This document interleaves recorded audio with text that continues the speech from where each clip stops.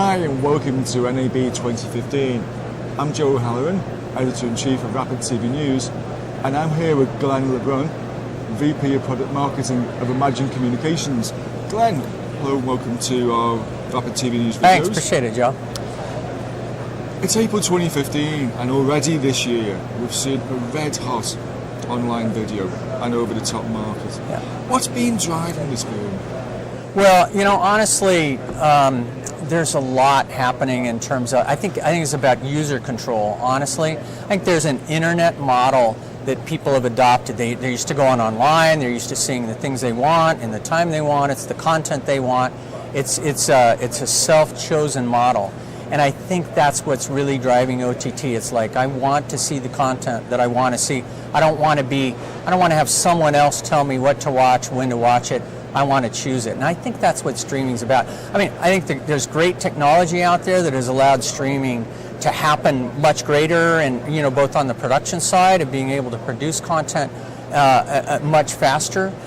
Maybe the quality's not always necessarily there. These aren't highly produced, you know, products in all cases, or content in all cases, and sometimes it is. But I really think it's that eyeballs have shifted from, you know, looking at linear TV to still looking at linear TV, but moving off to, you know, non-linear, over the top. That's a really interesting point, Glen. And if we see one of the trends of NAB as being the transition by service providers and operators into IP-based, software-defined services, in that you mentioned quality. Yeah. How does Imagine work to provide consistency and ensure that quality? You know, part of it is like it depends where you are in the broadcast stream, in the content chain. You know, I mean, you come out of a camera and you know, if it's baseband, and you know, you have to figure, well, if I really want to work in an IP realm, I need to get that baseband content into IP.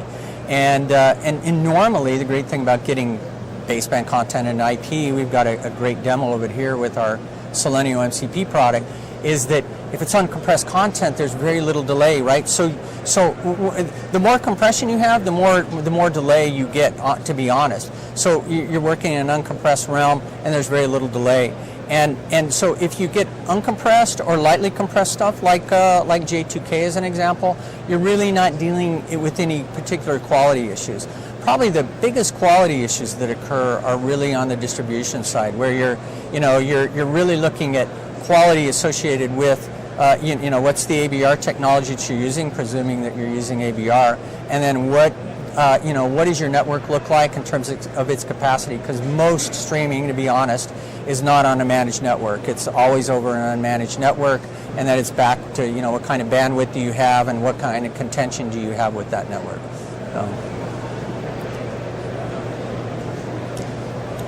You paint this big picture, quite complex picture. Yeah. How important are partnerships in delivering those solutions for the operators? Partnerships are really huge. There are things that we can do as a vendor, and there are things that a partner can do with us to make a great solution work, right? Give you an example, like IBM is a great example. We provide all of these components to stream, and in effect stream a cloud DVR functionality, right? So you've got cloud DVR, you've got recording managers and you know, recorders and all of the functionality you need. You got transcoders and packagers and all the things to get it right onto the right type of screen. But you know, that's a part of the solution.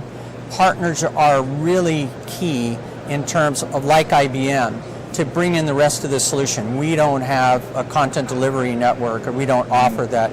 We don't have the cloud infrastructure, so we don't offer that. And we're showing here at NAB 2015 a number of partnerships heavily from the IT space, where these partners are going, look, we've got great big clouds and CDNs and great capabilities, and what we don't have are relationships with broadcasters and with the vendors that provide this, you know, environment, an IP-based or software-based environment, upon which, you know, they'll put that in our networks, and then we can go to the broadcaster and say, hey, bring your media here. You guys have great big amounts of content.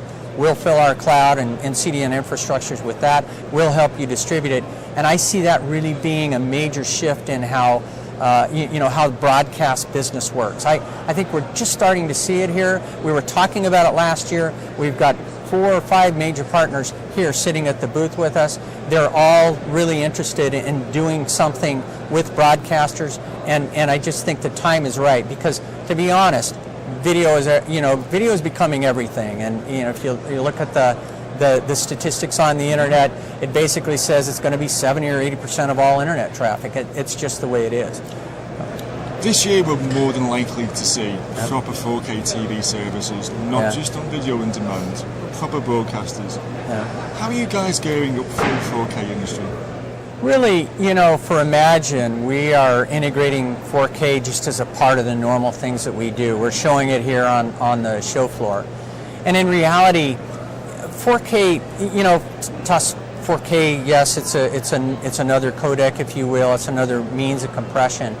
But, it's one in a long list of many that have come along, and we just integrated. In fact, we've got a great new functionality. It's really a workflow management tool we call Xenium, and what we're showing is our Selenial Flex product, which is 4K, or it has 4K capability.